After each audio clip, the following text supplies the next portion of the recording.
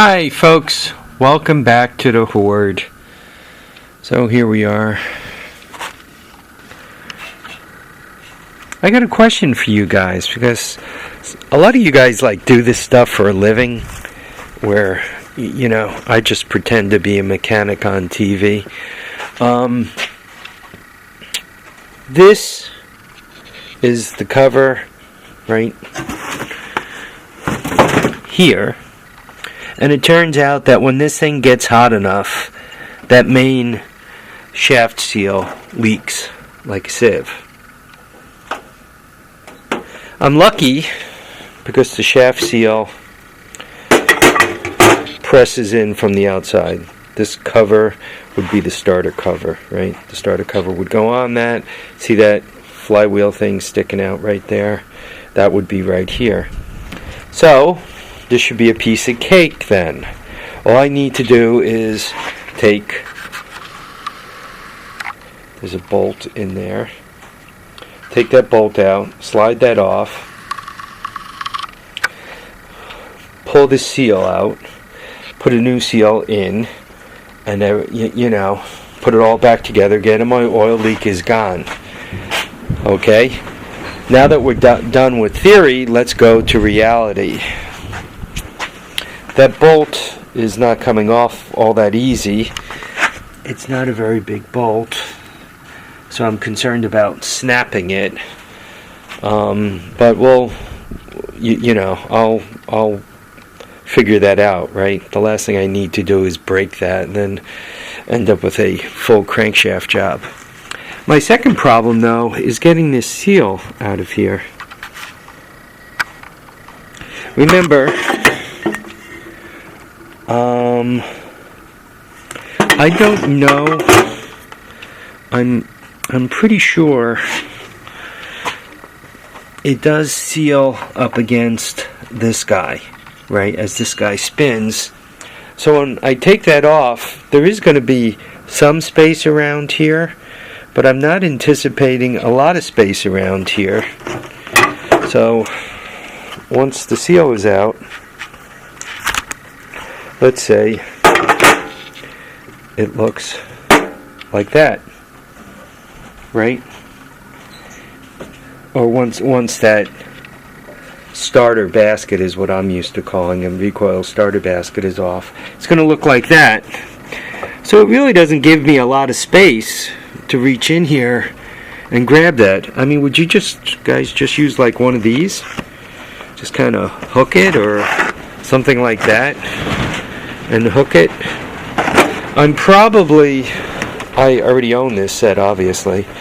I'm probably going to go get the smaller set at Harbor Freight, though if I had to guess, it's probably going to break.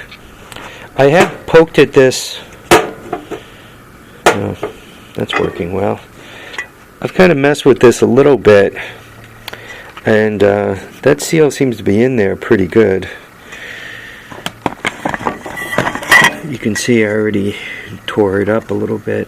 I just kind of, used this and kind of gave it a little yanky, and it didn't come out all that easy. Putting it back in, I wonder what's going on here. That is interesting, because it looks like there is something.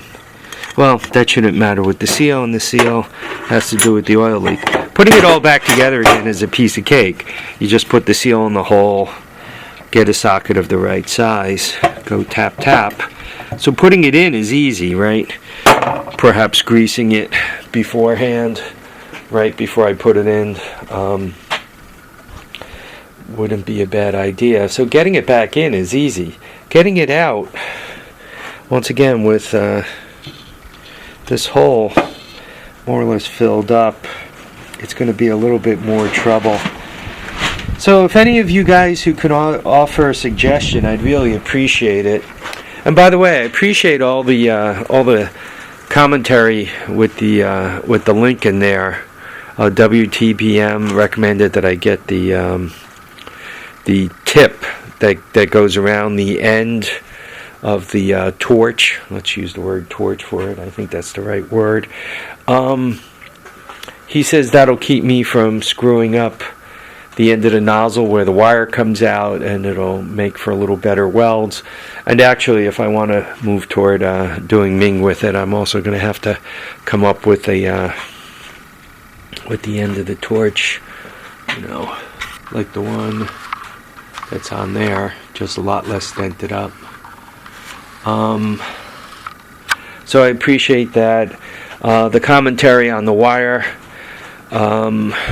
I've done a lot of welding with this thing. I mean, a lot of welding. Just that right there is an example. A lot of the welding for the golf cart was done with that thing, particularly from a tack point of view. Then I finished up some of it with my Lincoln Tombstone. I have to tell you, they don't seem to put much metal into the wire you buy at Harbor Freight. It seems to be mostly flux and very little wire. So, I mean, you go through miles and miles of wire with this thing.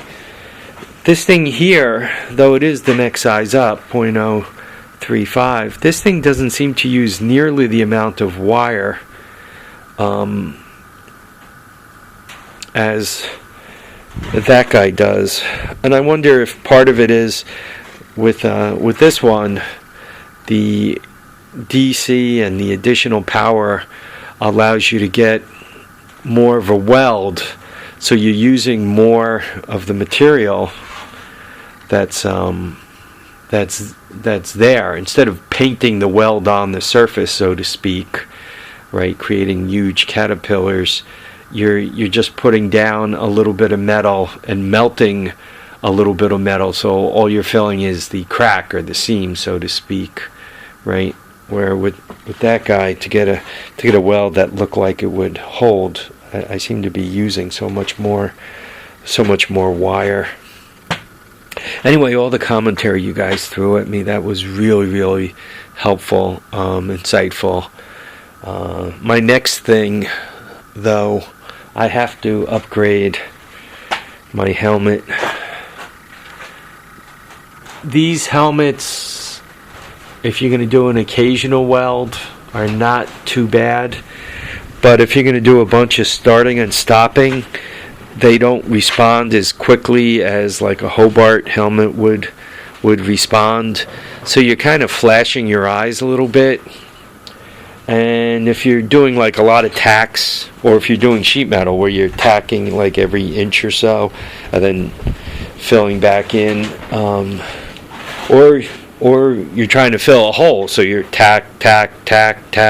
Each one of those things, your eyes get a little flash on. And I noticed my eyes are not blue or gray; they're hazel, so they're brown and green. But even with that, my eyes weren't really thrilled with the number of flashes. I could imagine for people that are more have fairer hair and fair eyes, blue eyes, that those flashes cause you pain even quicker than I was. I'm noticing my eyes weren't thrilled with it. So God only gave you one set of eyes, a pair, but if you got your eyes open when you're welding, you're hurting them both at the same time. You really want to take care of your eyes. So to start, the Harbor Freight helmet is okay, right? But that's an upgrade I need to make also. Either that, or I gotta go back to the old-fashioned helmet. That's always got a that's that guy. That's always dark, right? You really can't flash your eyes because you're not counting on that to respond quickly. Yeah, this thing uses kind of a solar cell on top to darken, where the powered helmets, they have a 9-volt battery or a battery in them that I think it just responds so much quicker, right? You don't have to generate electricity and generate enough electricity to darken this, and then generate electricity then causes this to darken, right?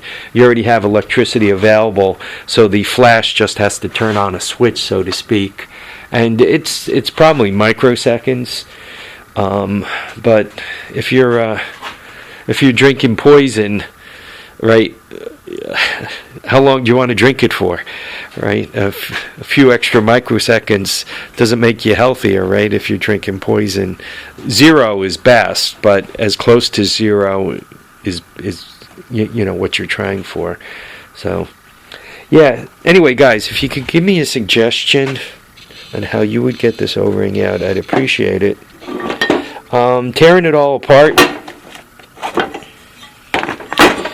doesn't really help because you kind of can't get behind it, right? I don't know, could you guys see? I mean, you'll just go right by. There's not like an edge you could grab. So unless you tear it apart and kind of get a screwdriver blade and go in diagonally, I mean, that'd get it out. I'd really rather not take this cover off. Yeah, the seals are cheap. They're about $7 each, and I ordered 2 of them. One to go on this bike, one to go in this casing, which is probably going to go into one of the 2 engines I have down on the lower garage. There's one in the frame, and there's one that's not wearing a cylinder head. So I would like to get, before I tear this engine out, I want to give it a chance to stay in here and run and be a productive member of society, because I've had this engine the longest. If I can't make that happen, this engine is that really pretty one I showed you guys. I'll put that in there. If this one will stay there, I'm probably going to do another golf cart project, and I'm not sure if I'm going to take this engine and put it in the mule, which would make that mule a pretty good project, a pretty cool project to beat about in, or if I'm going to put it in another electric golf cart, or you know, there's really no use in putting it in a gas-powered golf cart, because this engine, well, a gas-powered golf cart, most of them do reverse because they have forward and reverse built into the transaxle. So that's a natural for feeding with the torque converter, right? You feed it with the torque converter, and then you want to go forward, you put the transaxle in forward. You want to go in reverse, you put the transaxle in reverse. This engine has forward and reverse built in, right? So for a gas-powered golf cart, why pull the rear end and all that space they have underneath that you can easily put in an engine with a torque converter to put a gas engine in, when you have, you know, an electric golf cart sitting right there that you could put a straight axle in and do all that kind of crap with. Alright folks, I want to thank you all for watching, commenting, and subscribing. Remember to keep your feet down, keep your head up, and get out there and enjoy all your days. Don't forget to get out there and have fun. You don't know how many days you're getting. You don't know how many days you're going to be healthy and strong. And you don't know what the weather's going to be like tomorrow. So if today's a nice day, get off your ass, go out and have some fun. Bye now, folks.